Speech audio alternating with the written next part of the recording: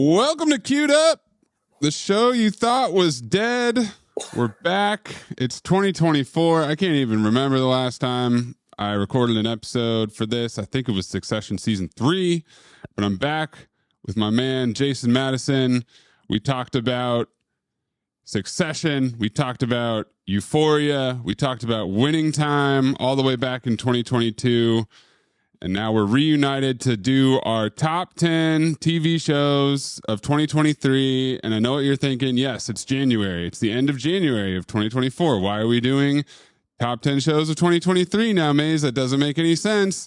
But I don't know how you feel about this, Jason. I don't subscribe to the idea that you have to get your top 10 lists out in mid-December because everybody's trying to go on vacation and they just want to clear the decks and move on to the next year. We were right in the middle of two shows that I really liked, and I didn't feel like I could call it a list until we finished The Curse and Fargo, which we'll be hearing about later in this episode. But Jason, how do you feel about the mass hysteria to do your Spotify Wrapped and your top 10 list before December even starts? Yeah, I feel like it's really crazy to try to wedge everything in when I feel like a lot of stuff is really, the best stuff comes out at the end of the year, right? And so, and that goes for music as well. You know, I always remember like the Jay-Z releases or the top rap releases will always come out between Thanksgiving and New Year's. And yeah, the same usually goes for film. You know, I remember seeing Django, Great Debaters, and things like that, like on Christmas, on Thanksgiving with my family, you know, throughout the years, throughout the seasons. And it usually leads right into award season, right? Mm-hmm. And so that's the other part of it. And it makes it so tricky because people are dealing with the holidays. Everybody's hyper focused on everything and nothing at the same time. So you feel like, oh, is this a good time to put out a list? Is this a good time for content or somebody to read something that I've written or said about this? Is it going to get lost in the shuffle? And then you come to January and you feel like, well, technically it's not that year anymore. We're on to a new year. But most of the time, people aren't really ready to get into the throes of the new year, or, you know, there's nothing significant happening about the year, content or media wise yet, other than the awards. So I feel like January is kind of a good time to clean out the house of all the old stuff, get the Christmas tree out the front door type of thing. And that's what these lists are basically. So yeah, it's a good time.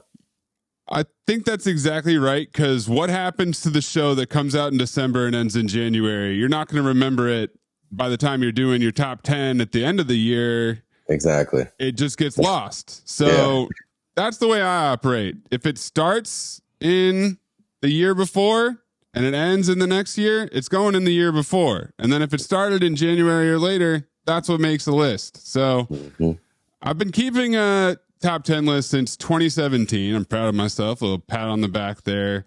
And it's been interesting to look back and see, one, how my thoroughness has evolved, but also, you know, what has risen and fallen. There's some shows that have come in hot and stayed hot. There's some other shows that have started hot and faded, that picked up. But I want to look at this 2022 list. And the two things that stand out to me are that my number 2 show, Andor, and my number 5 show, Severance, both did not come back in 2023. Still waiting on both of those. It's crazy that you mentioned those two specifically, because as I was going through my top 10, I was like, oh, what were the shows that I really loved 2022? I was like, Andor, where's Severance? And I was like, neither one of those shows aired this year. And Andor, I know, had a lot of setbacks with the writer's strike. Yeah. But Severance is the one that I would have expected a second season fairly quick. I mean, it is a beast of a show. It is a heavy lift for Ben Stiller and Adam Scott and all them. But yeah, that's the one that that was the debut that I was most anticipating, even more than The Bear, which we'll talk about later. Yeah. But that's what stands out to me. And now we're going to spin it forward, 2023. We got some honorable mentions here. I want to start with two of the weirdest shows on television that I don't know how to leave out, but I also don't know how to put higher than they are. And that's How To with John Wilson, season 3 on HBO. And I Think You Should Leave, season 3 on Netflix.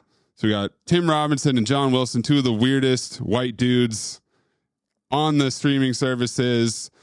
Jason, do you like either of those shows? I don't watch either of those shows. I've seen I Think You Should Leave. I think Tim Robinson is hilarious, but I don't know if I have the patience. I have to be in a certain mood to watch that type of comedy. Under the influence? Yeah. Definitely. Yeah. So yeah. I'll let you take the reins on those. How To with John Wilson, I think you would actually like a lot, because he's a very antisocial dude with a really kind of high-pitched, nerdy voice. Mm-hmm. But his whole thing is that he's an extensive documentarian. He's one of those guys that always has a camera in his hand. His shows are usually comprised of a lot of B-roll that he has compiled over who knows how many years. Like, you have no idea if it's footage from this year, 10 years ago. Oh, wow. Where it is. It's almost always in New York, but he'll be talking about something and he'll have an overflowing trash can. He'll have pigeons eating massive amounts of spilled day-old baked goods. He'll have crazy people on the street. It's kind of like Humans of New York as a show. Right. But then he does go on these adventures and have these kind of narrative yarns that he rips. Like, he had a episode where someone wanted him to go to a Mets game. And when he goes to the Mets game gets rained out. But when he's at the Mets game in the rain, he meets a guy with a shitload of Mets pins, and then he follows that guy home, and then he's talking to him for 10 minutes. It's just like, where are we going? What is happening here? And as an editor, it's all in the editing. This dude just shoots everything that he does every day of his life and then finds it later. Right. And there's 3 seasons of it, 6 episodes a season. It's on HBO or Max or whatever, and he's done, I believe. I have no idea what's next. I think this might be it for him. Yeah. And then I Think You Should Leave. You've seen the memes, people. You've seen the memes. If you want to understand what the memes are about, just find yourself some legal cannabis and partake in the Tim Robinson experience. Also on my honorable mentions, and I know we've talked about this a little bit, is Slow Horses. Season 3 from Apple came out this year. This is their 3rd season in 2 years. They cranked out 2 seasons last year, 6 episode seasons. Gary Oldman as a flatulent, constantly eating, sloppy and cranky, ornery fuck. But he also happens to be an exceptional spy and agent. And it's about his bumbling cast of basically failures in England, and it's a tight little spy show with a good amount of humor and Gary Oldman having the time of his life. Beef on Netflix. Jason, did you see Beef? Yes, Beef is one of the best shows from last season or last year. Great cast. Ali Wong, Stephen Yoon. They were exceptional. It was a show that you didn't really know where it was going to go when it started, and it took some interesting turns. And I think, like, the production design, the casting, the writing, the drama, the comedy was all very, very well done. I guess people are asking for a season 2, but it feels like it didn't warrant a season 2 to me. Like, it seemed like very much like a limited series, but it was so good and so well received that people wanted to see these characters interact again. But based off of how it ended, it didn't really seem like what are we going to see from, Exactly. Where are we going to go? It's like if you ask for a season 2 of The Curse, which we'll talk about later, but Beef escalated the whole season, keeps escalating, gets crazier and crazier. And the season 2 thing comes from the creator. because I heard a podcast with him where he said that he had a lot of ideas for season 2, and that took me by surprise. I didn't get that. You did it. Right. You made your show. It was good. Seems like you could just make a new show. Right. If you want to bring back the same people and do that, that's cool. But yeah, the idea that he's got all these ideas for season 2, it's like, okay, I guess somebody's probably going to give him money to figure that out. But they figured out the modern loophole, Jason, which is you make a limited series and you call it a limited series, so you win all the awards, but then you just make a season 2 like White Lotus. Right. White Lotus has definitely broke the brains of the award show folks. And yeah, it's like all we have to do is start off in this one umbrella, and if it works, then we can get into the larger umbrella, and nobody's gonna complain. None the wiser, right? So everybody's like, wasn't that a great limited series? No, actually, they've already started shooting season 2, but we're giving them the trophy. It's just a peek into how the Emmys awards and the categorization of the Emmy Awards is maybe a little bit behind the times, that they can keep getting fooled like this. But I did really enjoy Beef. I think we all knew Steven Yeun was great, but Ali Wong was the one where it's like, okay, she's got a little more in the toolkit than we might have thought. Yeah, I didn't know that she had chops like that. Obviously, I've seen her on her Netflix specials, and I thought that she was a great stand-up. She's got the one where she's pregnant. She's got a couple of other ones. And she gives a hell of a performance on stage. So you know that she can emote well, and that she knows how to, work her way around the room. But you never really know, same kind of with Nathan For You and Nathan's acting chops. Like you don't really know how somebody is performing when they're not being themselves. And so her playing this character, she was fantastic.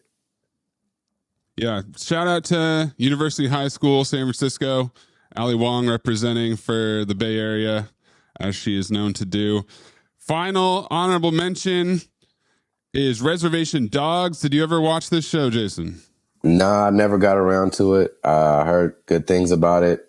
And then, obviously they were speaking in relation to Killers of the Flower Moon, because, this is all about Native people. And that seems to be a running theme in this year's television and film. It's a awards. rising community in the scene. Also, a guy who plays Brownie in Reservation Dogs shows up as the head of the tribe in The Curse. The guy who kind of wanders into the construction site and looks around, and Emma's always kind of kissing his ass and trying to make sure he's happy. He's from Reservation Dogs. He plays a huge stoner named Brownie. Okay. I have never been as high as some other people on Reservation Dogs, but I've always enjoyed it. And it was a little surprising to hear that this was going to be the final season, but that's because they felt like they really tied up a lot of the main storyline in season 2. And so then season 3 shifted into this more widespread look at the community. And instead of focusing in on the res dogs, the kids, you spend a lot more time with the adults, and you even have a flashback episode to basically a Dazed and Confused homage of the grandparents as teenagers. That was kind of cool. That needed probably at least another episode to really lock into it, but it was really ambitious and cool. And then the ending was incredible. In the last 2 episodes, they bring in Ethan Hawke as a guest star, as one of the res dogs, Alora's long lost father. And they basically have a 2-hander between Alora and Ethan Hawke, where she spends a day tracking down and then meeting essentially for the first time as an adult her father. And then the final one is a beloved member of the community passes away, and it's a incredible way to end the series. It brings the whole community together. You get to see the rituals of funeral and celebrating the life of someone in the community. And yeah, I mean, it was kind of a messy season, and then they closed it so well. It it had to be mentioned. So there you go, honorable mentions. So that's going to take us to the top 10. Or actually, no, Jason, what honorable mentions do you have for me here? Yeah, so I have one, and it's only an honorable mention because I think it's actually deserves its own category, and that's Dear Mama, the Tupac series on FX. It was a 5-part series done by Albert Hughes, and it's probably one of the most phenomenal things I've ever seen in my life. Partially, it's very subjective because I'm a Tupac fan. You know, I met Tupac when I was a kid. He came to my school famously at Marcus Garvey School, you know, rapped Keep Your Head Up, all these things. And so I've been a fan of him since I was, you know, very young and very invested in his story and, you know, the Black Panther aspect of his story. And so the thing about the miniseries is that you go in kind of thinking, oh, it's Dear Mama. It must be about his mom, right? And it actually tells the story of Tupac, but it starts with the story of his mom and then integrates how important she was to his story. But it definitely tells his full story that does not include her after it gets through her portion of the story. It just makes sure to include all of the you know, elements of his life that she was influential in. And it takes a lot of interview from his aunt, which would have been his mother's sister, and giving detail about his life and who he was and who, you know, Afeni was, her sister was. And there's a lot of other great interviews in there, you know, Snoop Dogg and a bunch of other, you know, Black Panthers and other people. But the great thing about the series is the footage. So the Hughes brothers shot some of Tupac's videos. They shot Brenda's Got a Baby. They shot, it's escaping me right now, but they shot a few of his videos. Maybe Maze, you can pull it up. And so they have all of this footage that was shot in 35 millimeter film. So when they're reproducing the footage today in 4K, you see Tupac like you've never seen him before. Because if you think about it, and we're watching these music videos in the 90s, we don't have the high resolution screens that we did, you know, and back then. So we're seeing this in a clarity that we've never seen it before. And it was breathtaking. You know, it looks like Tupac just shot these videos yesterday because 35 millimeter film, if it's kept and preserved properly, it looks great. And so you see, you know, I Ain't Mad at You, Toss It Up. There's footage from Tupac the night he got killed out in front of, or backstage at the Tyson fight after the fight was over with him and Suge. And it's breathtaking. It really is. And then obviously, you know, you've got a bunch of audio from him that you haven't heard before and things like that.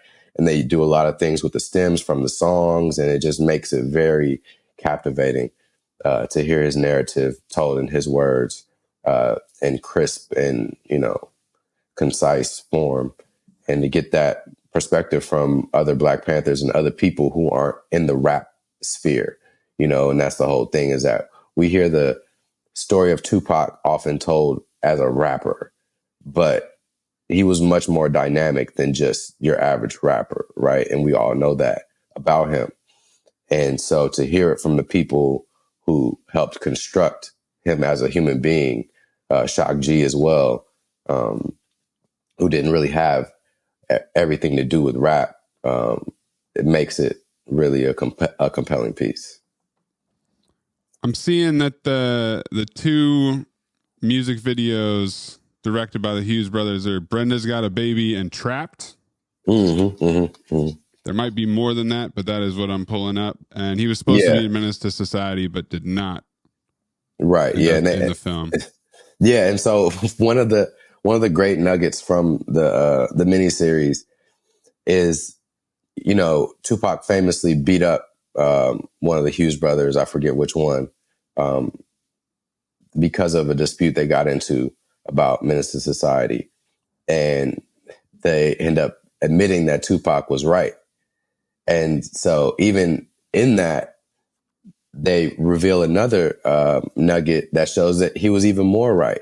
Because if you think about it, these guys were kind of unknown filmmakers. I mean, they were known, but known as much as maybe somebody like me, right? Somebody who's made music videos or rappers that were regionally successful, but nobody in Hollywood would know who I am, right? And they had a script that New Line Cinema was willing to greenlight if they were able to provide them a star that they could attach to it. And so they used Tupac's name, and that is what was able to greenlight the film, basically get the funding for this movie, Menace to Society. Tupac wanted to play the main role. They didn't want Tupac to play the main role. They wanted him to play this conscious pacifist. And so Tupac was like, hey, if I'm this conscious dude, why am I a pacifist? Like, that's not how this shit works. And they were like, nah, just play the role, dude. And he's like, nigga, y'all only got y'all money because of me. Like, and y'all are telling me to play this role that doesn't even make no sense in this movie. Like, I already decided it was cool to not take the lead. Now you telling me not to play the conscious brother who I have been raised around Black Panthers. You telling me not to play it the way that I've seen all these people be. And so that's why they got into a fight. And I feel like Pac was pretty righteous in that argument. Now, did he need to escalate it to violence? Probably not. Right. And we end up seeing like that's the cardinal sin of Tupac's life that ends up getting him killed, or that's kind of the narrative that, I end up pulling from what is woven in the story is that, Tupac goes through all these trials and tribulations. But the thing that he says is that he would never harm a Black person, right? And that was never his intention to do. Like, no matter what, he's going through all this stuff, fighting all these demons. And that, when he does end up harming a Black person, albeit, for a stolen chain or whatever, that's the thing that is eventually, causes his undoing. So, yeah, it's a great documentary series, and I recommend everybody watch it. As a big Tupac fan, do you find yourself to be more inclined to be interested in something like this, or did you hold it to a higher standard because you're a filmmaker yourself? Yeah, I'm hypercritical. I actually, one of the things I have two things in my life that I say. I hope I die without ever having to eat Arby's, and then also without ever having to see that Tupac movie that they made, that Benny Boom directed. I'm never going to watch that movie. Never. So you don't want us to bring you on to Cinephobe to do the Tupac movie, is what you're saying? No, I'm never going to watch that movie because it just looks. I just knew it was just not it. Like, why would you have Benny Boom direct that movie? It looked bad from the jump. It just. So to answer your question, I'm hypercritical of things involving Tupac, and usually for the most part they deliver, they've done some other documentary work on them. Rose from Concrete, I think, is another thing that came out. They've had Tupac pieces before, and most of the time, it's done by the estate, and it's very well done. But when they get into those biopics and stuff, it gets tricky. So I walked into this. I didn't watch it when it first came out because I was kind of skeptical, and I was like, I don't even know what this is about. And then somebody recommended it to me, and then I was like, all right, let me sit down and watch it. And then, it delivered. It was a 10 out of 10. That's great to hear. Okay. So we're going to get into the top 10s. We both made a top 10 list. We have 7 overlaps, and we got a couple differences here. Well, I'm sure we'll have differences in the ratings, but we got a couple shows that I watched that you didn't, that you watched that I didn't. So we're going to run through my list here. You're going to say what number you gave the pick, and then at the end we'll pick up the pieces on the 2 shows that you watched and ranked that did not make my top 10. But we're going to kick it off with another pacifistic, iconic rapper. There's no other way to transition from Tupac than to bring up Lil Dicky and Dave, which was season 3 on FX, Hulu. This was previously an honorable mention for me in 2021. when it had season 2. I think he's done it, Jason. I think Dave Bird has become the hip hop Larry David, like he always dreamed that he could be. I mean, it's a great show. It's a great show. I think the 3rd season might be my favorite, just the way, and I love the Brad Pitt ending. But the finale was so much clout being thrown around. He had Rachel McAdams as his love interest. He had Brad Pitt rapping in auto-tune, and he even had a Drake cameo. Yeah.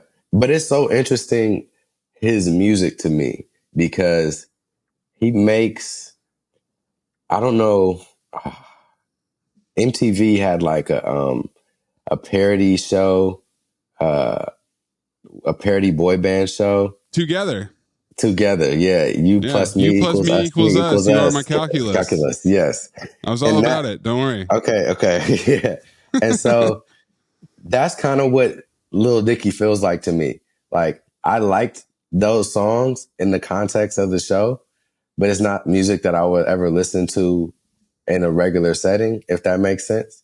And I think Lil Dicky's music is like perfect for a TV show. You know what I'm saying? And the songs are really good in the context of the TV show, but it's not like I would ever listen to Mr. McAdams, you know what I'm saying, on streaming, like just in the shower, you know, like it's a cool song. And if I'm watching the show, it's done perfectly. Had you ever heard of him before the show came along? Oh yeah. You know, he had the Freaky Friday. Right. With the Chris Brown music video. So that was when he came on your radar? No, I had heard of him before that. I heard Save That Money. Yeah. I think I was hip to him like kind of as soon as he came out, honestly. Because he's from Philly, but he was living in San Francisco.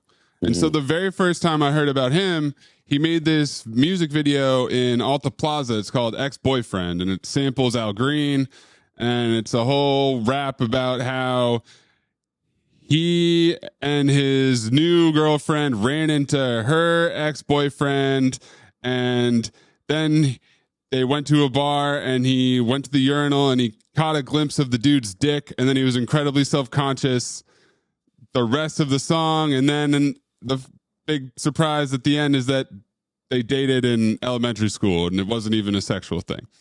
And I was like, okay, like the thing about him is that one, he actually has flow. Like he can actually hang with a beat. His subject matter is absurdly neurotic and, you know, stonery. Like the song Brain, where it's just like he's rapping to his own brain and talking about like the heat death of the universe and stuff. I mean, he's bananas, and he really is found his lane here. I think you're exactly right. I'm not interested in listening to Lil Dicky music necessarily anymore. I was always kind of like, oh, this is fun. Yeah. But now that he has the show to kind of wrap around it, it all fits. Like it's an interlude that he can do within the show that plays to his strengths. Exactly. And so it's my number 10. What was it for you on your list? So I didn't really rate these in the 1 through 10. I would have probably put it around 8. Okay. Towards the bottom of the list. I would put it towards the bottom. But it's fun. It's worth being on your list because it's a unique show. It's well crafted. Every episode is different. They got cool cameos. Gator's a great, second lead for him.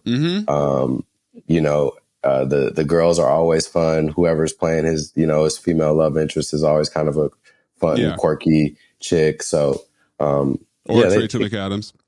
Or it's Rachel McAdams, right? And and I love Brad Pitt rapping, getting in the booth, right? That was great.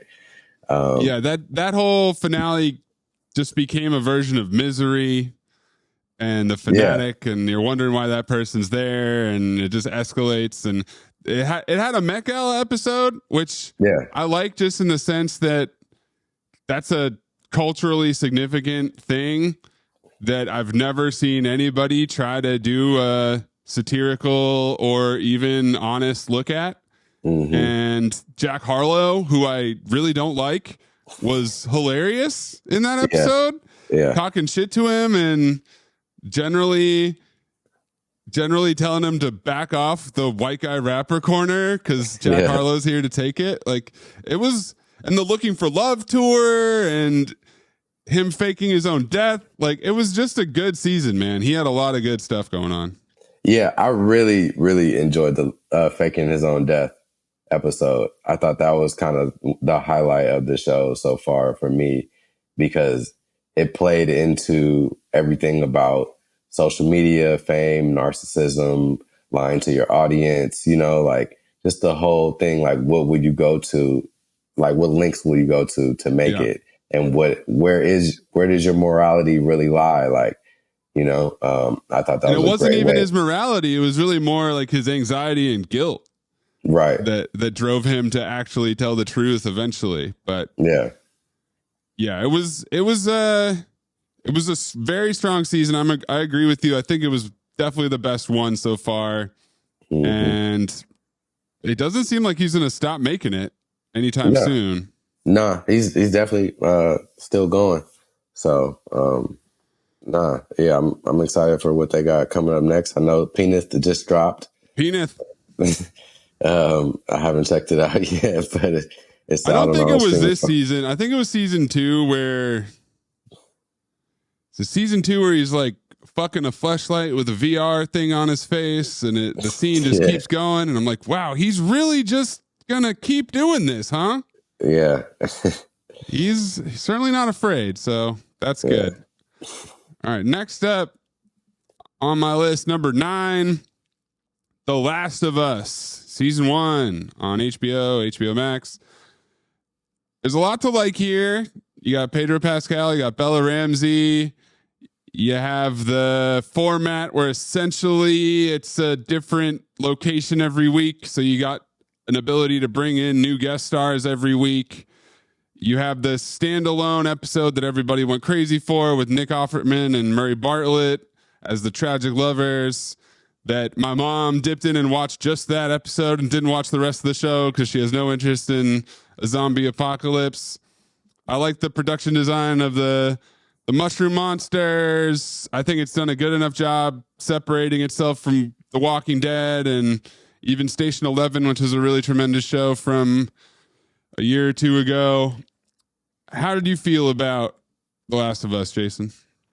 Yeah, this was closer to the top of my list. I think I'll put it at either 3 or 4 on my list. I thought it was fantastic. I had seen Bella Ramsey before. I don't really remember She was in the Game of Thrones. She was the little Lyanna Mormont. Yeah, Lyanna Mormont. Yes, of course. Thanks for jogging my memory.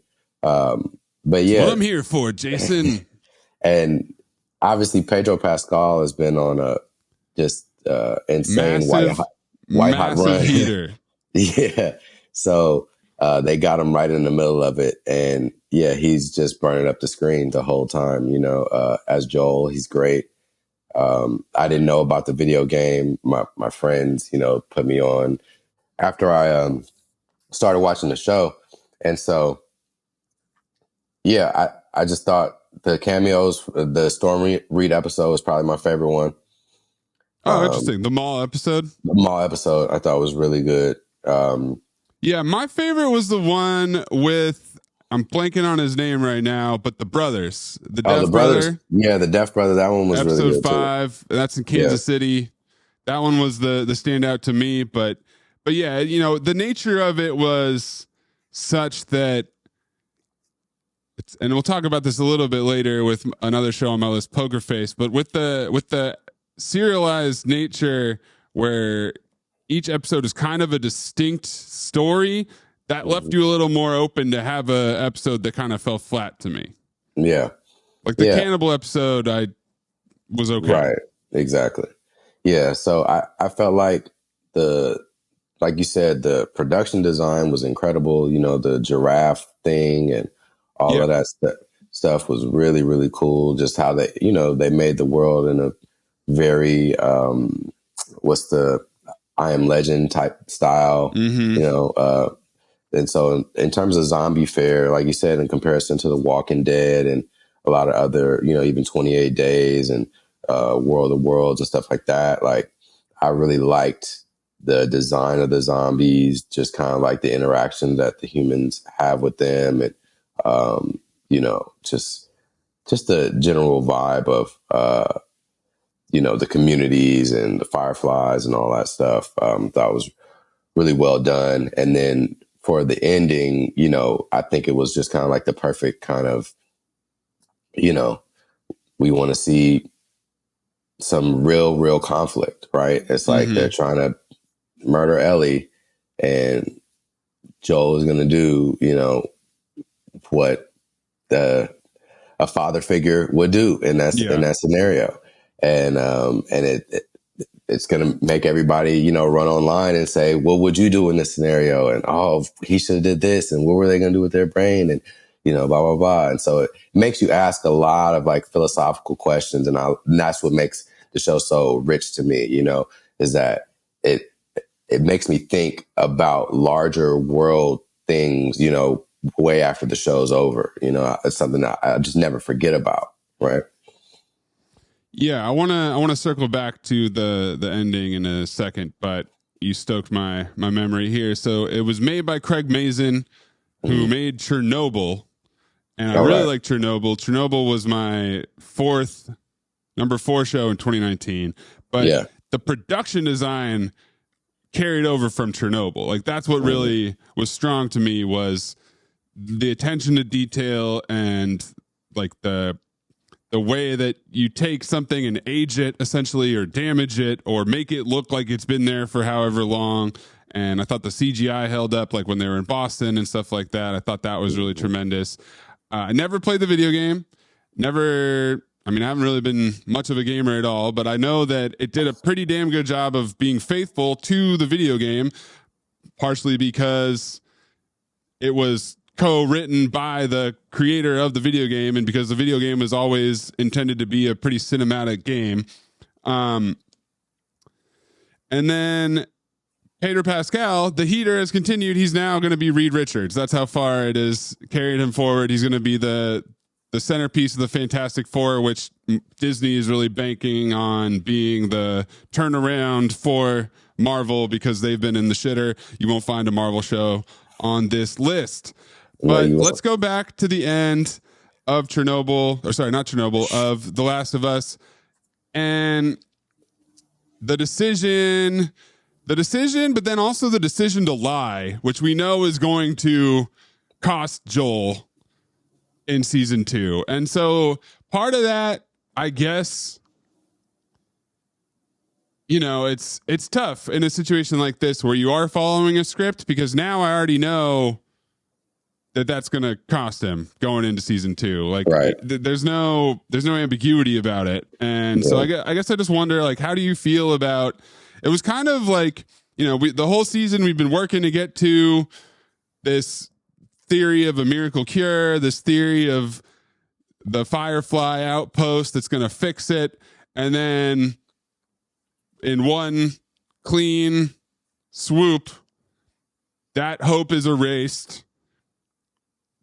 They were going to kill her and use her brain to maybe do something, but Joel put his foot down and probably, like you said, is getting a little too paternal. He's reverting back to the feeling of the premiere, and the premiere was sensational as well. The premiere was crazy. Yeah, that was a great episode. And the escape and all of that, and it was really a tremendous show of flair. But yeah, I remember feeling a little boxed in by the finale, and I remember feeling that, I get why there's no room to be flexible, and if you make a different decision, then you got all the diehards who are jumping down your throat. But I know it's supposed to make me feel morally conflicted, but I remember feeling like that felt a little too scripted at the end. When you say too scripted, what do you mean by that?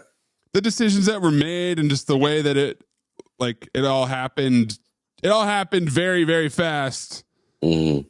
And it's hard for me, I guess, to reconcile that it needed to happen that way. I know that's kind of dumb to say, but are you saying that the Fireflies would have been less hasty in killing her? no, I think it's more. I think Joel was a little superhuman in the way he was able to just cut through everybody. Oh, well, yeah, okay, yeah. I think that the fact that there was no point where like they get there and then he's out and then he's awake and then she's on the operating table and we don't even get a scene of anybody talking about it, and the way that this thing that we had propped up as the saviors, the doctors, are wiped out so quick that we don't even, there's no context for them. I don't know. This is a fuzzy memory, but I think that is what dropped it down a couple notches for me, was like there was so many highs and there was very few actual legitimate lows and lulls in the narrative.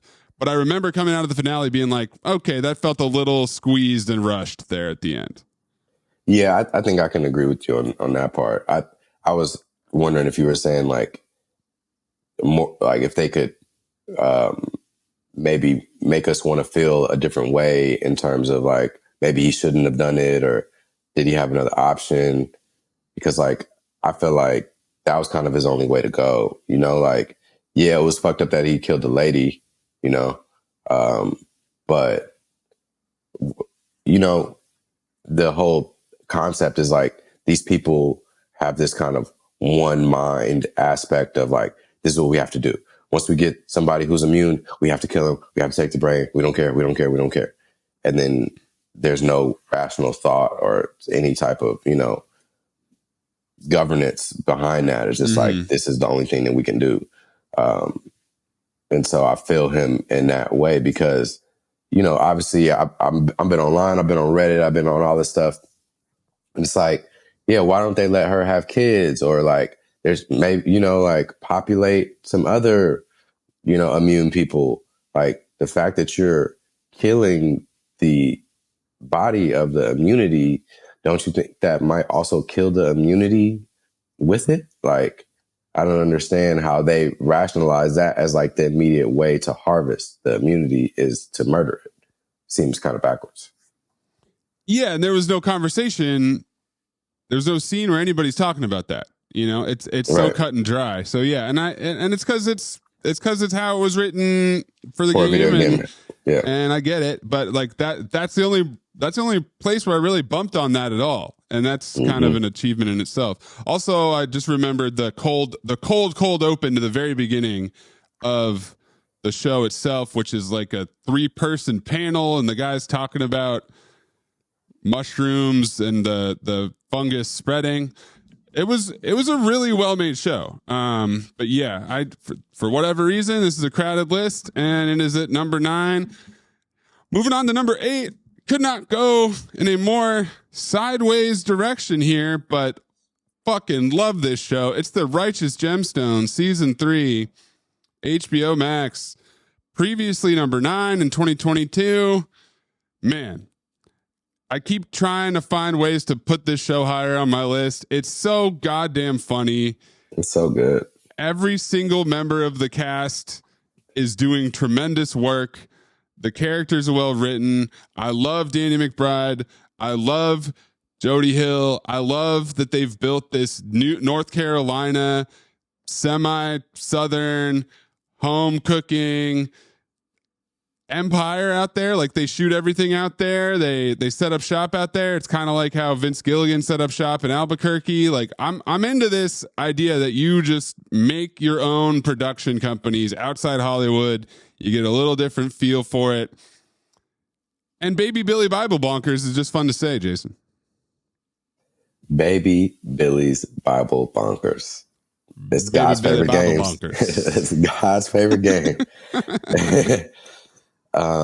Man, Walton Goggins, what a revelation.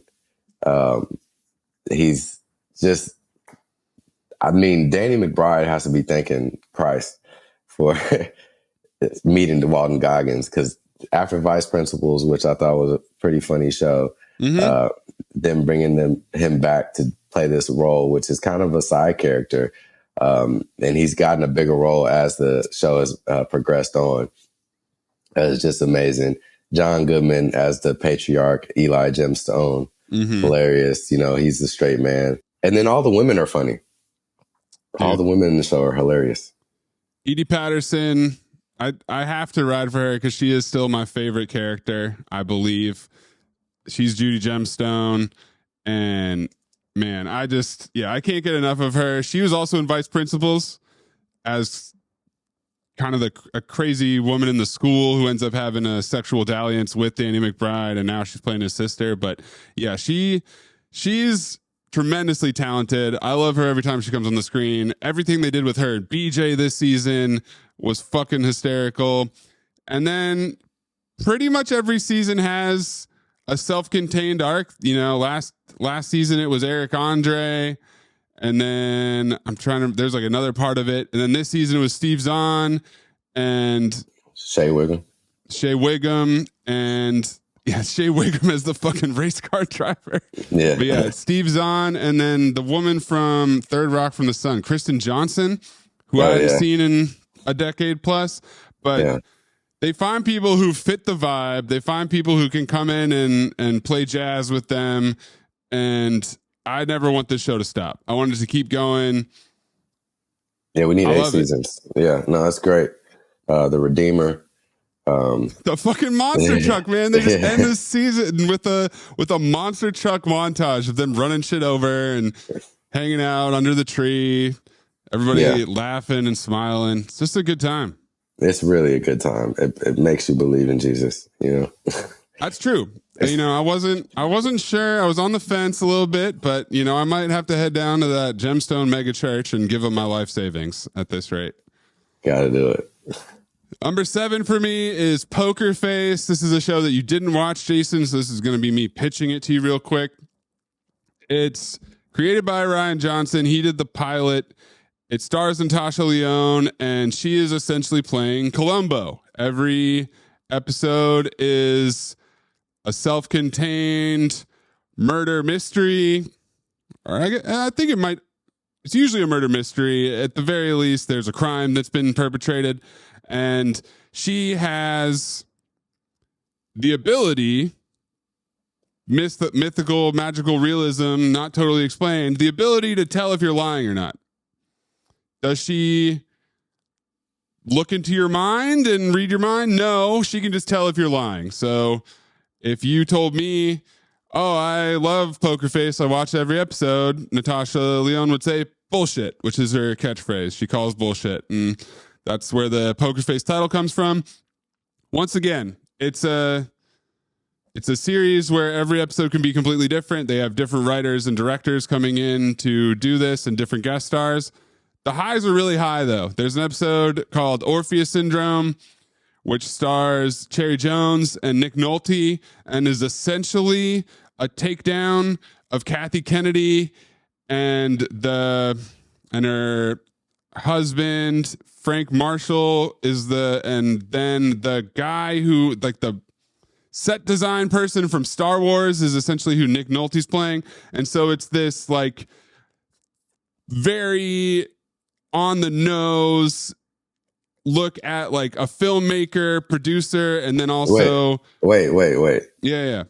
Let's get into that.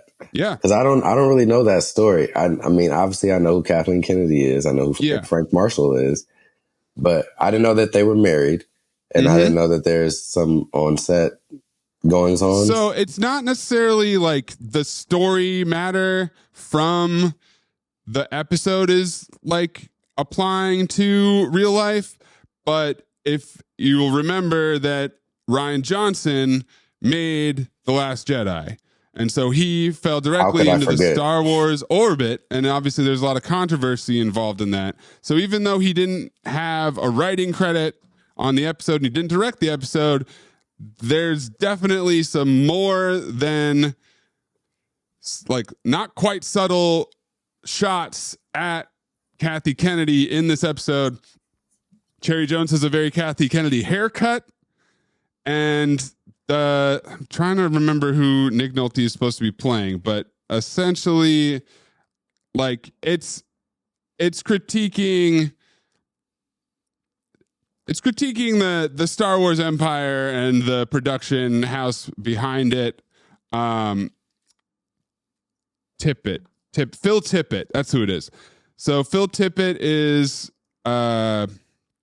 visual effects supervisor. He worked at Industrial Light and Magic and DreamWorks. He worked on the Star Wars trilogy, Jurassic Park, RoboCop. And Nick Nolte's fantastic as this crusty old, that's the only thing Nick Nolte can play. But what's the tea? Tell me the story.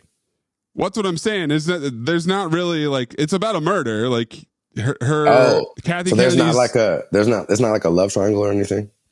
No. Kathy Kennedy's husband gets murdered, and then it's revealed that she did it as a cover up to hide this footage of a murder that happened in the 80s. And Nick Nolte is involved because he was on set, I believe, when they were making the old movie. But it's more or less like you watch the episode, it's a great episode on its own right. But then when you factor in what Rian Johnson is clearly how he feels about Kathy Kennedy and all of Star Wars, it makes it extra delicious. Then the next episode after that is Escape from Shit Mountain, and it stars Joseph Gordon-Levitt as a douchebag under house arrest. And so the highs are very high. Like you can hit this level where it's like a really good mystery in an hour with some really high pedigree talent in front of the camera, behind the camera. Natasha Lyonne, I love her. I understand that she's a little hit or miss to some people. Some people don't like her. Multiple cigarette New York vibe. But if you like Russian Doll, which was a very Natasha Lyonne centric show, you'll probably like Poker Face. And I don't know when it'll come back because it's kind of expensive to make, but it was definitely a great show this year.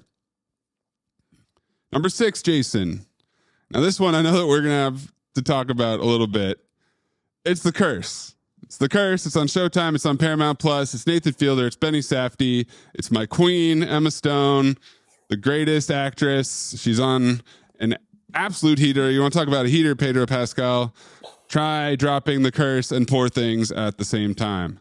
So I will pass it to you. We talked about this. That was kind of the impetus of this whole podcast was talking about The Curse. So what are your thoughts?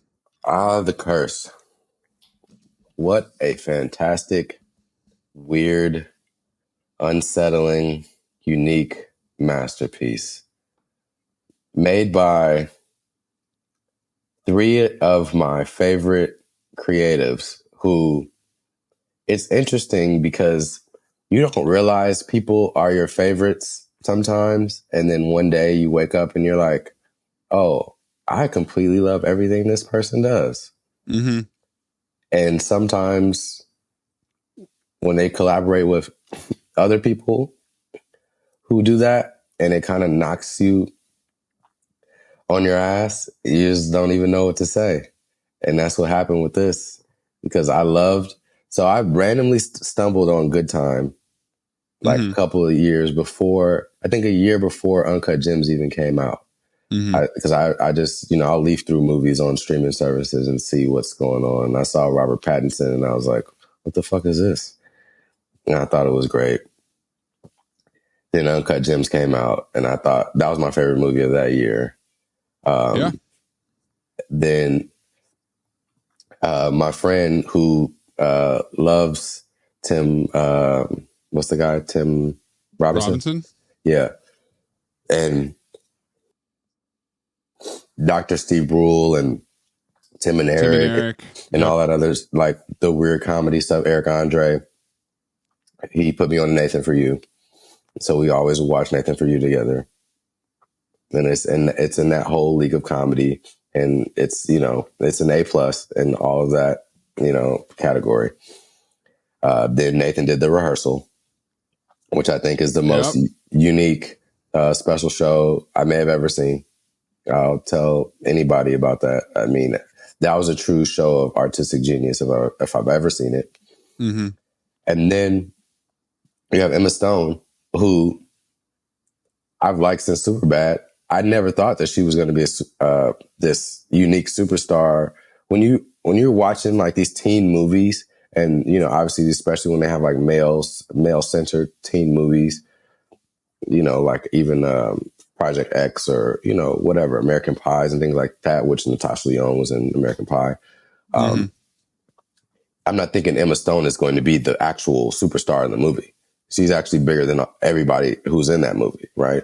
No disrespect to Jonah Hill or Christopher Mintz-Plasse or Michael Cera. Jonah had it for a little while. She's blown right past him. It blew right past him. So yeah, everything I've seen, Emma Stone, and I mean, I don't even particularly love La La Land, and that's how good of an actress she is. Is that like I didn't love the movie, but I was like, she's fantastic. Like I don't even think this is that special, but she's so good. Like I can't even not like it, you know.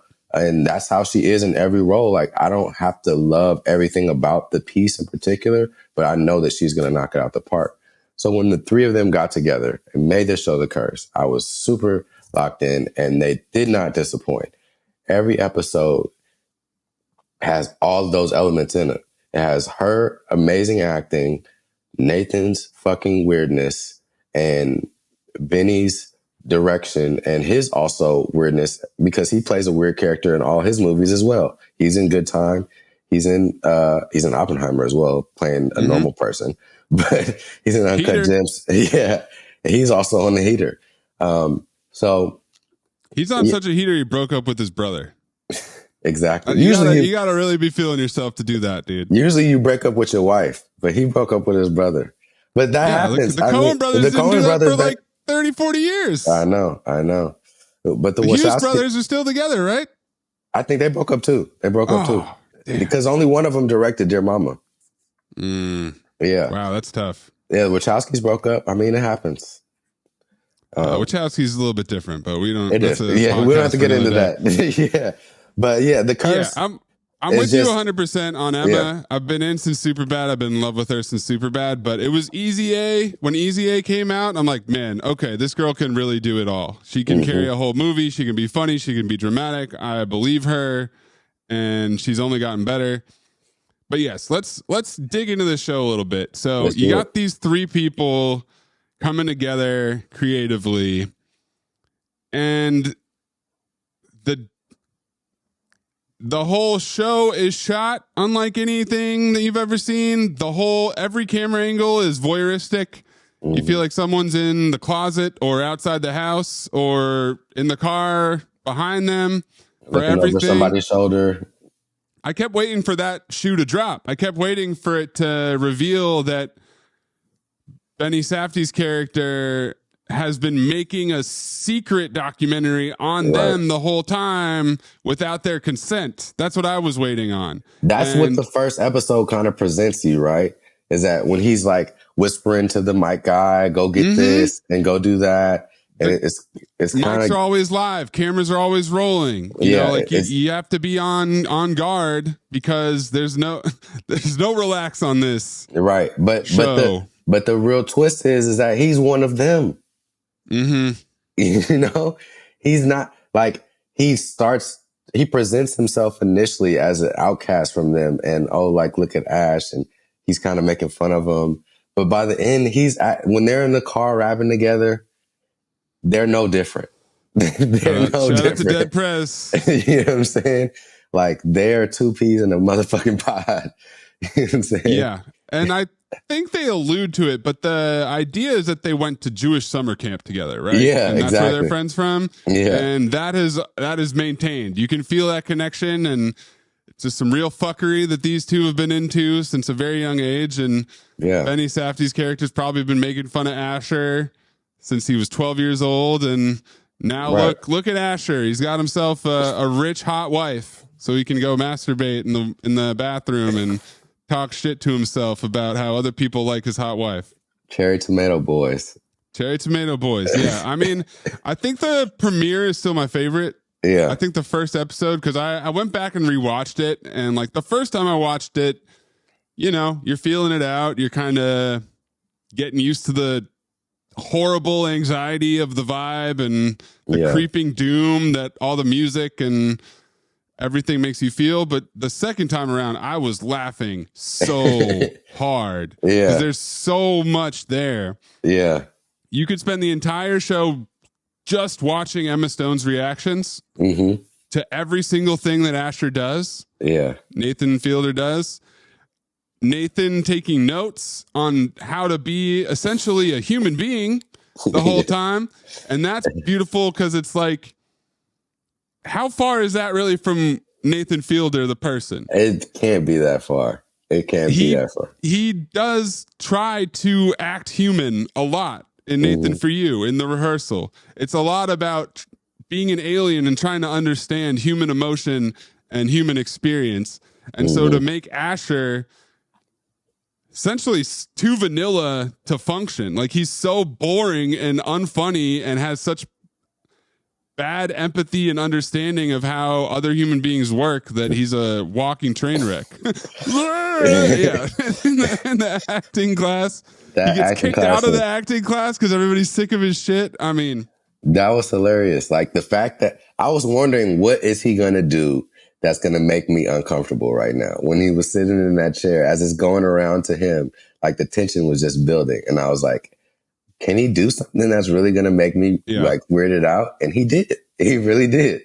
I was really like, why would you make that fucking weird ass noise? Like, I want to crawl in my skin right now. But and then you cap it off with the appearance on Jimmy Kimmel where he comes out dressed like a Color Me Bad video, and Emma is essentially has to be the straight woman during their interview circuit. I mean, he's on his own level. The fact that he connected with Benny and Emma and they played in his sandbox is awesome. I mean, it was a study of how awful people can be, is my short log line. I hate HD TV shows. I hate reality television. I hate woke white people who think that they're saving the planet by making impossibly expensive, impractical, illogical, ugly homes.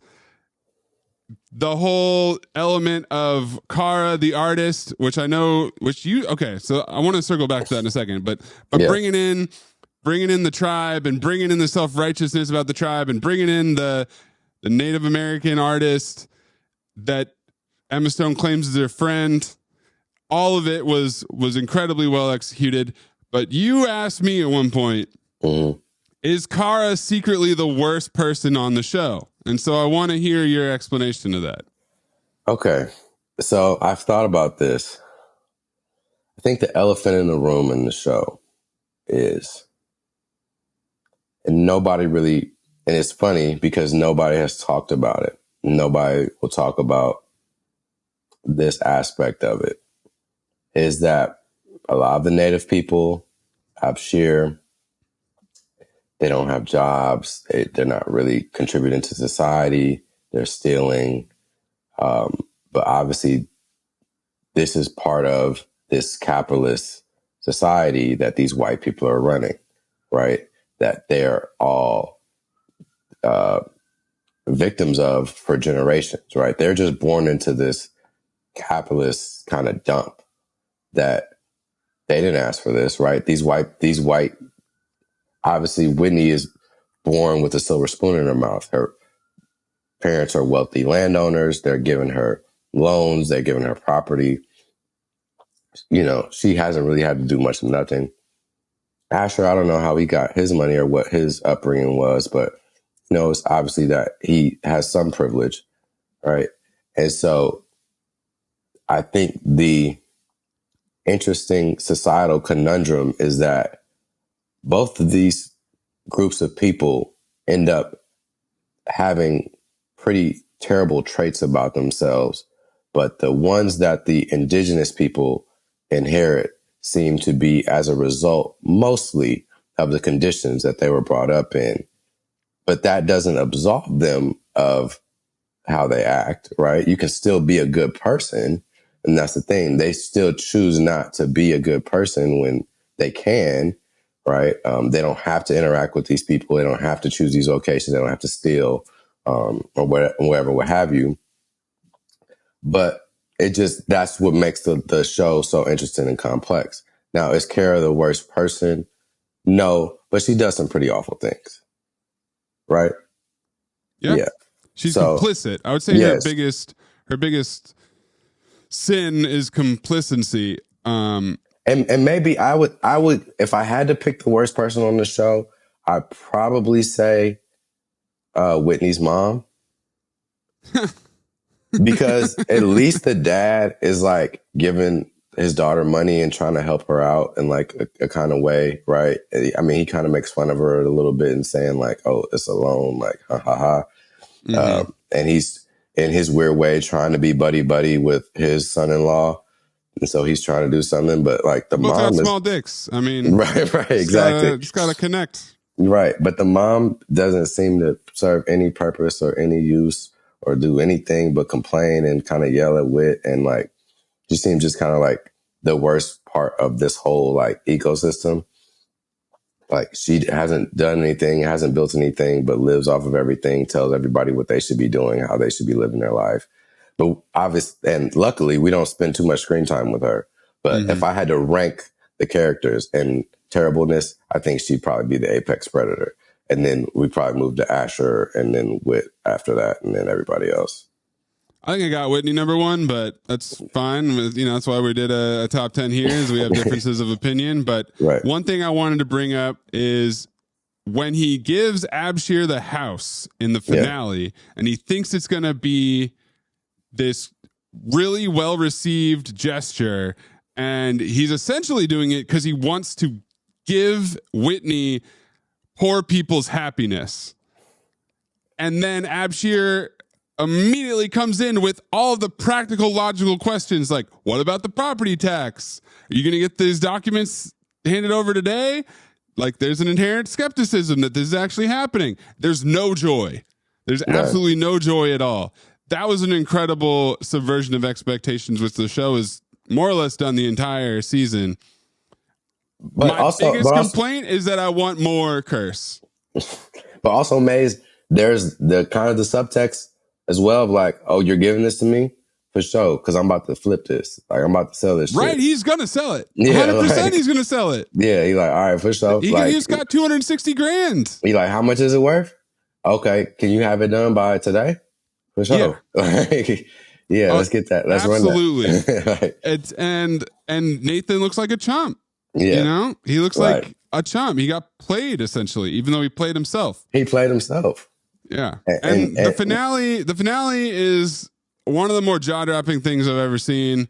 I think the finale is my favorite episode. Okay. Yeah, there you go. We could easily spend another 15 minutes talking about just the finale. Yeah. But man, it was great. I loved it. Like you said, you hope they work together down the line again. Like the Coen brothers and Frances McDormand situation without the marriage. Exactly.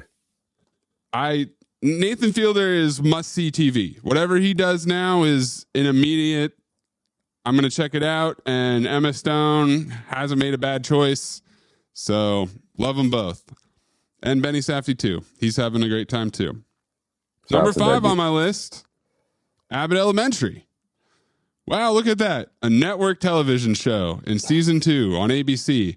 And you want to talk about messing with the timeline of what show belongs on what list when? That show ran from September to spring. It was 22 episodes. And they took a lot of breaks. They took breaks for holidays and all that shit. It's finally coming back for season 3 in the beginning of February because of the writer's strike and everything. I fucking love this show. It's an old school mockumentary, look at the camera, sitcom. Every character is amazingly written. Every actor and actress on the show is killing it. I don't really have too much to say beyond that, Jason. I don't either. I think it's a great show. I'm equally amazed by Quinta Brunson's just how prolific she is in writing and creating this show. All the characters are incredible, well thought out, well fleshed out. These are all teachers that everybody could recognize, all humans that people can recognize. It's funny. It's great for, all ages. It's perfect for ABC, the evening television. I'm so happy that she's getting awarded for it. I mean, I think this is the best thing to happen to TV maybe in the last decade. And I'm so happy that, she's the one doing it. Honestly, she seems like a great person, and it's just good to have something wholesome, to have family those friendly. Yeah, to have that Modern Family type of vibe, to have that, hate to say it, the Cosby Show type of vibe, but it is what it is. To be able to get that and to nail that down and to do that in a consistent, well done way that's not corny or cheesy. I mean, it's corny, but in the most, in the best way, in the best way possible. The will perfect. they, won't they, right? Yeah. Is Quinta and everybody hates Chris all grown up, Tyler James Williams, I think is his name. Yeah. Are they gonna get together? They're gonna string that along as long as they can. It's Jim and Pam from The Office all over again, and I love it. And it's corny, and I don't care. Yep, exactly. And give me 22 more episodes this year, next year, and for the next 10 seasons. So, and I love that. Cheryl Lee Ralph is getting her flowers and singing songs at award shows. It's just good, old-fashioned, fun, lovable television. Your mom, your grandma, your nephew, your girlfriend, everybody can love this show together. Everybody, your dog. I appreciate it. Your dog loves it, yeah. That's how good it is. Eagerly paying attention to every second of it. Mm-hmm. Number 4 for me, another reason why this list had to come out late, is Fargo season 5 on FX and Hulu. So this is wild because the first season of Fargo came out in 2014. Billy Bob Thornton, Coen Brothers homage, the whole thing. Noah Hawley, who I think is one of the better TV showrunners out there. Season 2 comes back. It's even better. We get a flashback. It's the flashback season. It's like the same character. It's the Carradine character 20, 30 years earlier, played by Patrick Wilson. That's when Kirsten Dunst and Jesse Plemons met, fell in love. They're married now. Season 3, kind of weird. Ewan McGregor playing twins. Season 4, some good parts. I like Jason Schwartzman in it, and it's Kansas City, and it's Chris Rock. That was not great for Chris Rock, but there was definitely some good stuff in 3 and 4, but it was not nearly as cohesive as the first 2 seasons. And then all of 9 years later, we get it to return to form. You got Juno Temple from Ted Lasso doing the Minnesota accent, playing a goddamn superhero. You got Jennifer Jason Leigh as this frigid, you want to hate her, but at the end she wins you over, tough talking CEO business lady. You got John Hamm playing an absolute prick as a sheriff who plays by his own rules, essentially, being a make America great again type antagonist. It's talking about debt. It's talking about abuse. There's a lot of ideas. There's also Anton Chigurh type character played by Sam Spruell named Mook. And it made me rewatch No Country for Old Men, which I had not written off, but definitely didn't enjoy as much as the rest of the world did in 2007. Oh man, one of my favorite movies of all time. It was awesome. I loved rewatching it. It was so technically precise and so just good. A really, really well-made movie. And yeah, Fargo hit all the notes, man. I'm glad it's back. Noah Hawley's about to do like an alien show. And so fingers crossed that it's good. And we'll see what happens there. But yeah, really love Fargo. Next up, now we're getting into the top tier. We're getting into the real deal. Next up for me at number 3 is Barry. Season 4, the final season.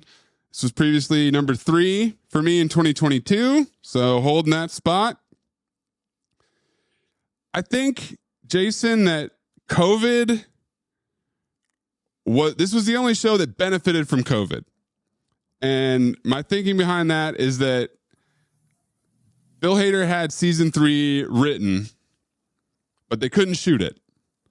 So he went back and he rewrote it, thinking with season 4 in mind. And also, this is when he made the leap to directing every single episode of the show. So this is just like, how many people have been the writer, director, star of anything? Like, my list right in here is Donald Glover, Phoebe Waller-Bridge, and Orson Welles. Like, we're talking Orson Welles territory with Bill Hader. It's dark. It's funny. NoHo Hank is one of the greatest pure comedy. Wait, are you talking just TV? Or are you talking film? I mean, it's the star that separates the writer-director in film. I mean, because we got Spike Lee. That's true. There you go. Yeah.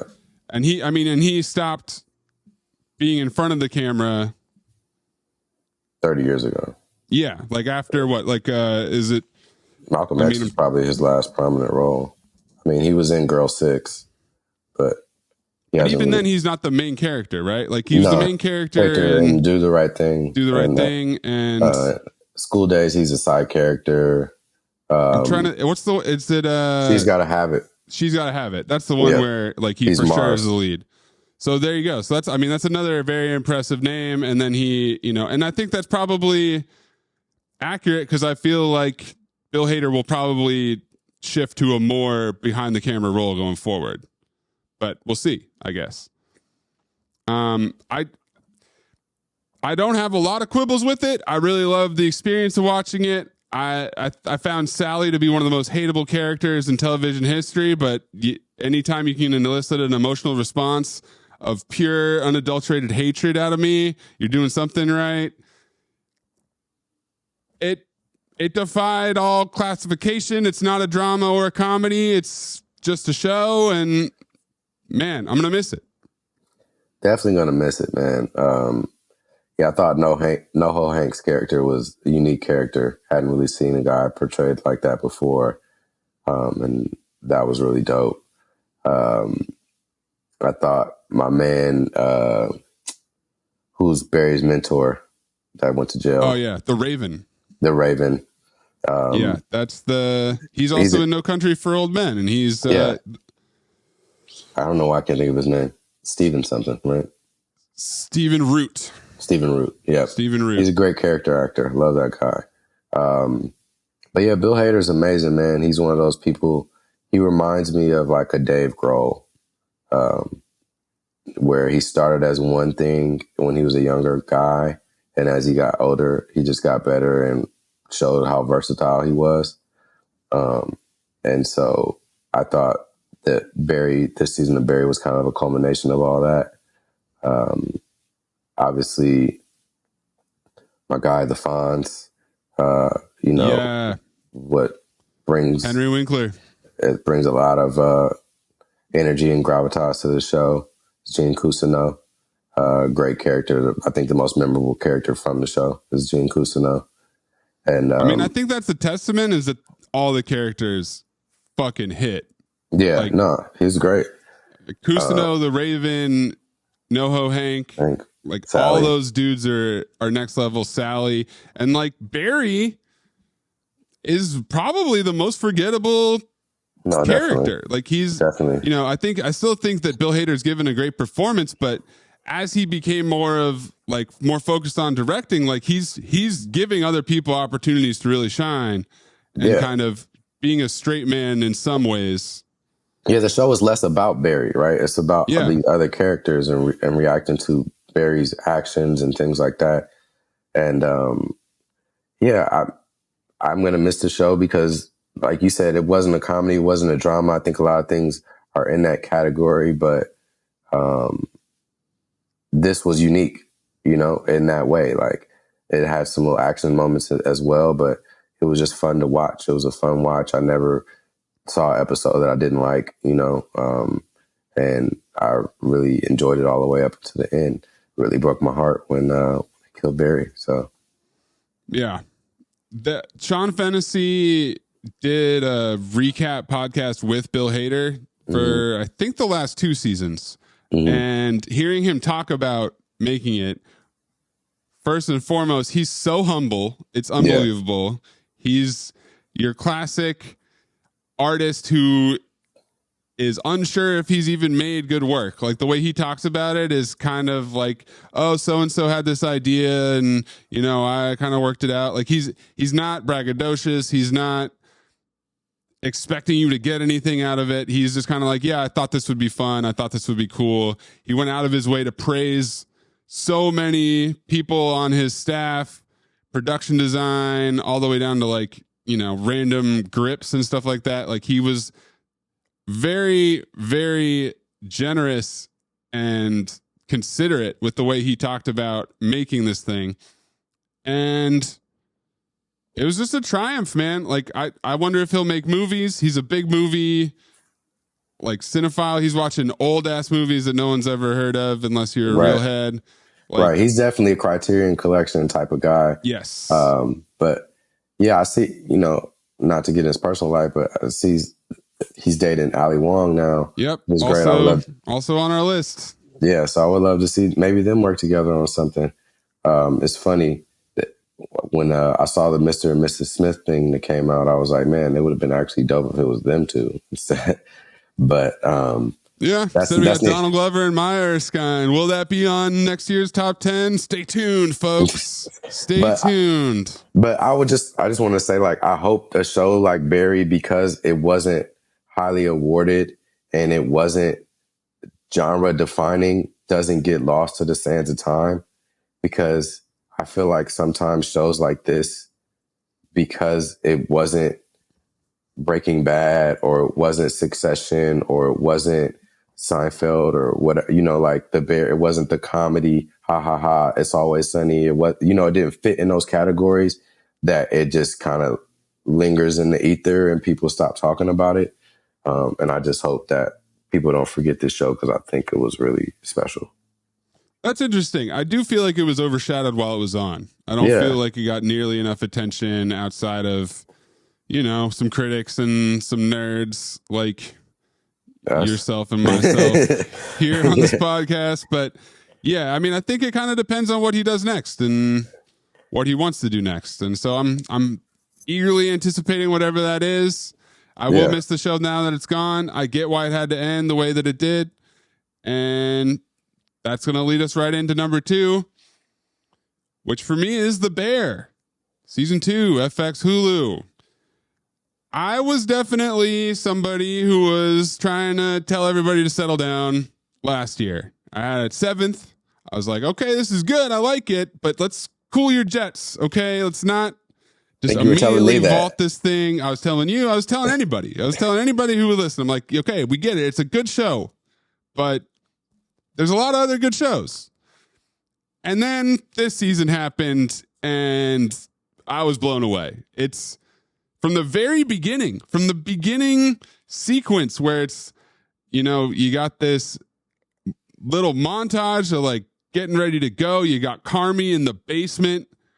Well, you got Richie in the basement and Carmi comes down like, hey, what the fuck you doing? And they have this incredibly deep conversation. Richie's talking about purpose, which obviously gets paid off in the Forks episode. You got Carmi talking about how he loves cooking, but that doesn't mean that it's fun.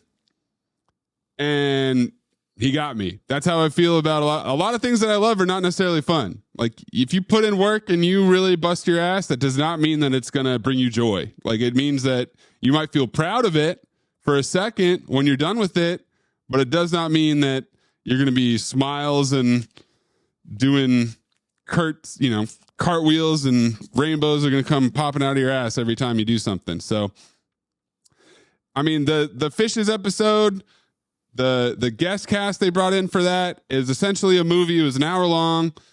The Forks episode immediately after with Richie learning how to stage. I love the way it's made. I love the characters. I love the way that it treats food with care. I love the way that it shows the rawness of family and emotion. Everybody on the show is killing it. Wow. Give me more of The Bear. So you're basically saying I was right. If that's what you choose to hear, then by all means, Jason, give yourself a nice little pat on the back for that. All right. I still think I haven't gone back to the first season, so I'm not going to crown the first season retroactively or anything like that. But I just remember going on a specific diatribe about the bear. I don't remember which pod it was that we had, but I was talking about it and you were like, oh, it's cool. And, you know, I mean, I was more excited about Severance at the time. Right. What, understandably so. Yeah. But I saw the bear for what it was, and I'm glad that it delivered on its promise. This is one of the best seasons of television I think I've ever seen. The Denmark episode. Yeah. Marcus gets forgotten. Yeah. The Copenhagen episode where he's living on the boat with the imaginary cat. Great. Yep. With Will Poulter. Shout out to him. Mm-hmm. The episode, the finale, when they're opening the restaurant is great. Yeah, let me bump a tiny bit on that. So when Carmi gets locked in the walk-in, and then he happens to air all of his grievances right when the girlfriend walks up. That was a little forced to me. That was the only moment in the whole show where I was like, okay. Yeah, I got you. We just need to stir the pot going into season 3. But Molly Gordon as Claire is another fantastic addition to the cast. Yeah, I was more so really keying in on the Jamie Lee Curtis scene outside the restaurant. Fantastic. Where she unloads on Pete, of all people. Yeah, exactly. Which I thought was great because he plays that character, you know, just excellent. Like right on the outskirts of the family, right? Like he shouldn't be hearing all this information. He shouldn't be the one that she's trauma dumping to. But that's sometimes how life works, right? And I just thought that was very well written. Obviously, Io, is that how you pronounce her name? Yeah. She's been receiving all the well-deserved acclaim for, you know, her work on the show. Robert Townsend had a great cameo, a few of them. No, I think that's the testament is like the people that they brought in for guest roles or for recurring roles shows how well respected it is within the industry. If so many people are getting these scripts and saying, hell yeah, you know, Olivia Colman for 30 seconds. Like Robert Townsend is. Yeah. And then the Fishes episode, which, you know, Bob Odenkirk, Jamie Lee, aforementioned, John Mulaney, Sarah Paulson. I mean, they stacked that episode to the gills. You know what I'm saying? Oliver Platt is already a series regular as the uncle. And, you know, and Barenthal, you know, making his appearances as a brother in and out. I think, you know, they really have just an incredible cast. And obviously Jeremy Allen White is, you know, making this his star turn. So, I love this show, man. I think it's a great show about family dynamics, you know, keeping everything raw and real about, you know, doing the thing that you're great at might not be the thing that you love. You know, it's a lot of, you know, things about life, love, death, you know, your passion mixed with your love life, all that type of stuff. And then, you know, let's not forget, you know, Tina, and the other, you know, people in the restaurant and obviously Cousin, and that Forks episode, right, which was widely heralded as the best episode of television this year, which I personally agree with. I think that was the best episode of TV that I saw. I personally connected with it the strongest. Yeah, especially because, you know, they worked Taylor Swift into it. So how could you get out of 2023 without a Taylor Swift reference? Had to be done. Couldn't do it. Yeah, I mean, I go back and forth. I mean, I think Fishes is more of an achievement. I think Forks is a better episode of television, especially like to fit into the narrative of the show that they've been making. But it's excellent, man. I can't wait for more. I love cooking too, so that's really an added element, is just thinking about food and the way that they consider food, and the scene where Io makes the omelet, you know, and like I heard interview with the creator. She worked her ass off to actually learn how to make that omelet that way, and that's like a very famous omelet by some French chef. It's dope. It's just a great time. It deserved to move up, but it is still not the number one show. And that is because there's another show that holds the belt, another show that deals with family dynamics. And much like the Righteous Gemstones, there's a patriarch, there's two boys and a girl. They're all pieces of shit. It's Succession, guys. Come on. What are we doing? It's rightfully getting its Are you forgetting about Connor Roy? He's not a real Roy. He's from a different mother. That's just like Kendall did, you know? Like the eldest boy. I'm the eldest boy. The piece of paper is strong. What a ride. I mean, it's hard to think of a show that's been better executed front to back. Like it's up there in contention with The Wire and with The Sopranos and Breaking Bad and any other show you want to throw up there as an elite show. I always have a soft spot for Lost, one of my favorites, but they left no meat on the bone. It was perfect. They ended it.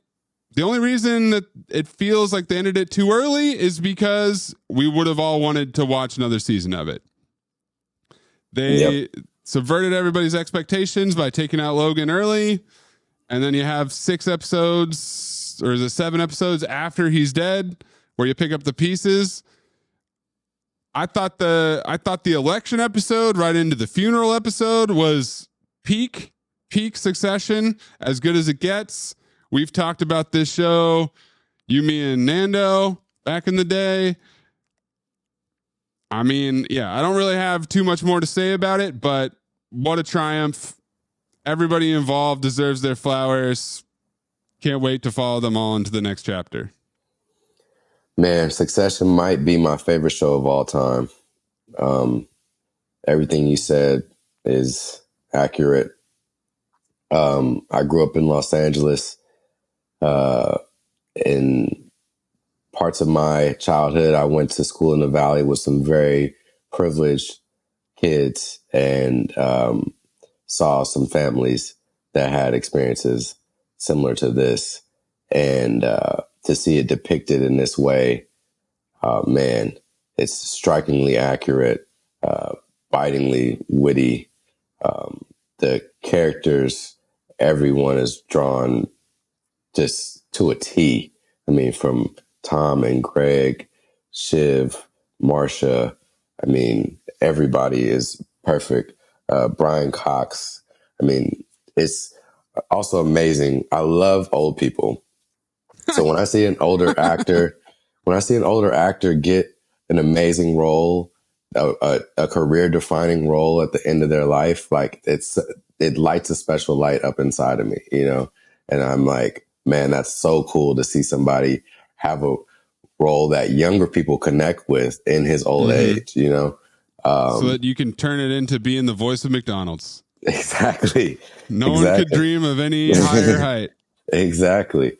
And then obviously, you know, the big dog, Jeremy Strong, the weirdo chief in charge, the method acting asshole, you know, like that. Yo, let's get a Nathan Fielder, Jeremy Strong project in the works ASAP.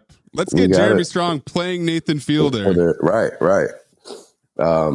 Yeah, I mean, what more could you say? I mean, the dude just submerged himself in a role, right? There's obviously got to be a little bit of Kendall in him for him to do that. And the same way there's a little bit of Logan and Brian Cox, right? As nice as everybody says that he is, he's got a little bit of that smug asshole to him. And then, you know, who won the awards were Sarah and Kieran, who are the most fun characters in the show, which is, you know, Shiv, Roy, and Roman, who are just little sister and little bro going back at each other all day, and you know, who have no business in the boardroom, really, right? Well, none of them do. That's the whole. But that's the whole thing, honestly. Right? But it's like, at least Kendall thought, you know, he tried to do it, and then he wanted it. He wanted it, right? But it's like for them, they never even wanted to live that life. But again, I won't even get into the minutia of the show. It was just such a Jesse Armstrong, Mark Mylod, like so well written, well directed. I didn't realize that Mark Mylod had already directed one of my favorite shows, which is Entourage. And so it's so funny to see his hand on this. It's something that's, I would think of that's more elegant, but it's really kind of in the same vein, right? It's a similar style. It's just the window dressing's different, but it's just people talking shit to each other, right? And around very nice tableware and cars. And so, yeah, I don't know, man. Every line of the show is great. It dealt with the topics of the day in a perfect way. And it gave us some classic shit. And it gave us the classic line of the show came in this season, which is, I love you, but you're not serious people. Yep. Yeah. I mean, it's one of the hardest shows to podcast about because every single line is worth examining and thinking about. It's so airtight. The script is so airtight. The performances are so tight. And most importantly, Jason, they shoot on film. Yeah. So it'll be preserved in quality for forever. Forever. For generations. Hopefully. Yep. Yeah. I mean, it had to go out on top. There's no other choice. Yeah. But what are the shows that you had on your top 10 that did not make mine that we need to address? Okay. So one of the ones is Hijack. So that was a show that was on Apple Plus that was starring Idris Elba. So that was a show about... I thought it was a movie for at least 2 weeks. Yeah. I did as well. And so I got into it and it was really good, man. It was good in a very watch this on a plane type of way, unironically. But it's, it's about a hijacking and figure out who's the hijacker, who's behind it, what do they want? And Idris Elba, plays Idris Elba, basically. Well, I thought he played Liam Neeson. Is it weird that Idris Elba is playing Liam Neeson roles now? Is it weird? I think they're kind of the same guy, right? In movies, right? They're it's just a natural evolution of things. You just become a unstoppable force who happens to be an unknown age. Exactly. Like once you reach like that mid 40s, like anywhere between mid 40s to like late 60s, you just hop in that, and just do it. And so that's what he does now. And so, yeah, I thought the show was fun. It was well cast. A lot of people who I didn't really recognize. I think they're probably a lot of like British actors and things like that. But yeah, it wasn't like a mind blowing show, but it was just something that kept me on the edge of my seat. And I was just anticipating every, new, thing that would happen the next week. So it was cool, good watch. I'm not looking for like a season 2. I think it was, But I think it's another one of those shows that's a limited series that's already being spun out. I think they're going to do another one. Do you think it's going to be a different dude on a different plane, or is it going to be Idris Elba on a boat? I think it might be like somebody on a train. I think it might be a different dude on like a train. You got to do the Liam Neeson hits, right? So he did Plane, he did Train, he did Wolves. He did the latest movie where he's in a car. Like, so you got options. Exactly. So that's how I think they're going to spin it. And then had the Bad Batch, which I'm a big Star Wars fan. I was just showing somebody episodes 4 and 5 a couple nights ago.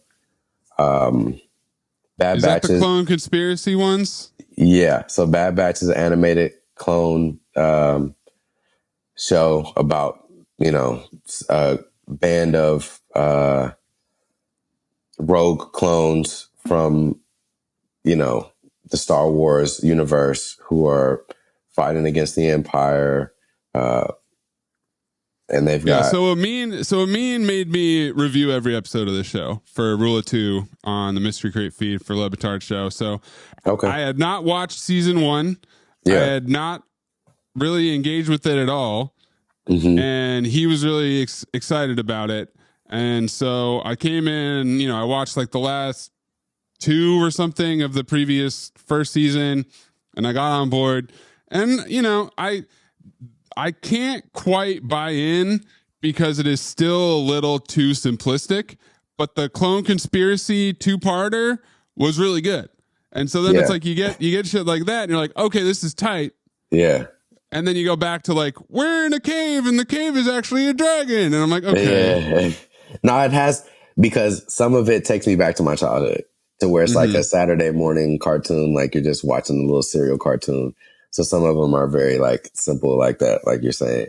But like they know how to end the show and give you something that like has some real intrigue to it. And that might add to Star Wars lore, which is what I love, you know?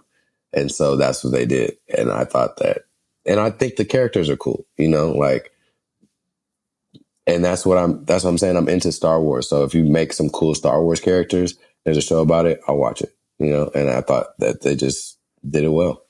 How do you feel about Ahsoka? Ahsoka was pretty good. I don't think it was good as like Mando season 1, but it wasn't as bad as Obi-Wan. You know, it's somewhere in the middle, probably on a higher tier. Once again, Amin and I talked about that one. My biggest beef with Ahsoka was that it was all set up for season 2 and that we didn't resolve anything in this first one. And I get it. You know, I always get it. But when you get down the line with the show and you get to episode 6 and then you start looking around and going, are we gonna fucking wrap this shit up? We're gonna do something here? Yeah. That's kind of how I felt in what was a great movie, Across the Spider-Verse. I started getting towards the end of the runtime and I'm like, wait a second. Listen, they tricked me. I just watched Spider-Verse last week because I was like, nobody told me this was a to be continued ass movie, man. Exactly. Every once in a while, you need to resolve some shit for me to feel good about what you're doing. Or I'm just going to wait until the whole thing's done and then we'll talk about it then, you know? Then I have to reserve judgment until that point. Exactly. Anything else that we did not address? Yeah. Winning time. Ha! Yeah, man. Winning time. Want to talk about not resolving? Yeah, exactly. Maybe cutting it off at the wrong point. Sometimes there is no tomorrow, right, Jason? Sometimes you close your eyes and you don't open them again. And that's what happened to our sweet baby Winning Time. Yeah. You know, ending on fuck Boston, the Lakers not winning. You make a show about the Lakers and it ends with the Lakers losing to the Boston Celtics. If that is not the worst fucking idea I've ever heard in my life. Jerry Buss is spinning in his grave right now. You're a young Laker fan, you know, you're 8 years old and you don't know shit about anything that happened before LeBron got there. And you're like, I'm going to watch this Winning Time thing. And then it ends with the Celtics beating the Lakers, and that's where it stops. That's the end of the history. That's tough, man. But all of my beefs with Winning Time are production issues. It's HBO related.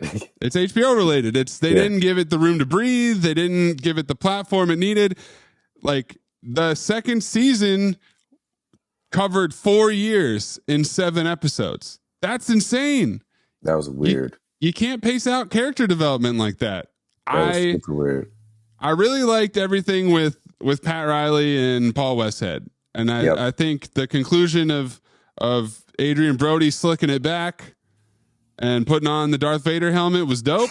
Yeah. I loved it. That's pretty much what I was waiting for from the pilot. Yeah.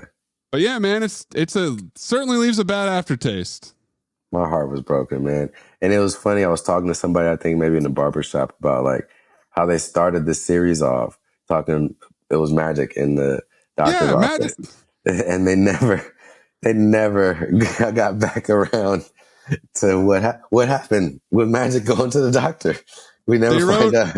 They wrote a couple uncashed checks in this show, and it's just a shame. I mean, that's when the Hollywood system gets you down, you know? You can't even make Winning Time with all those stars and Adam McKay and all that money they threw at it. You can't even finish the story. Just give us one more season. Come on. We need Apple or somebody. Netflix, Amazon. Come on, Bezos. Somebody's got to be a Laker fan. Exactly. Yeah, that was my last one on my top 10. RIP Winning Time, man. I mean, it was a hell of a year. I still think 2022 is a little more stacked, but Yeah, that's I probably agree. just because like True Detective Night Country, I think got bumped and was supposed to come out earlier, but they moved it to 2024 because of the strike. Right. So this next year should be interesting. I mean, there's still some things that I'm excited for that have already been announced and that are coming out, but we will probably feel the impact of them not working for 6 months around June, I would think. So we'll see what next year holds. But thank you so much for indulging me here, Jason, and running back through 2023. Before we cut, I wanted to just talk about the black shows that got axed. Axed. All right, hit me. What are we talking about? Well, I mean, Rap Shit was one, you know. Issa Rae. Issa Rae, I think. Did she produce it or did she write it? She produced it. One of my friends was a writer on the show. Another one of my friends, Calmatic, directed a couple episodes. I think Love Life is another show that got canceled this year. Southside. Mm-hmm. And so I think it was just an interesting thing that happened. I just want to make note of it, over COVID / during the whole George Floyd protest situation, where a lot of Hollywood seemed like they were edging towards diversity and having more Black creatives and Black shows be a part of their mix. And they wrote a lot of checks in 2021 and 2022 for those shows. But now it seems as though the sentiments have changed around the Black community and around the desire to put the funds in those directions. So, I just think it's sad and unfortunate that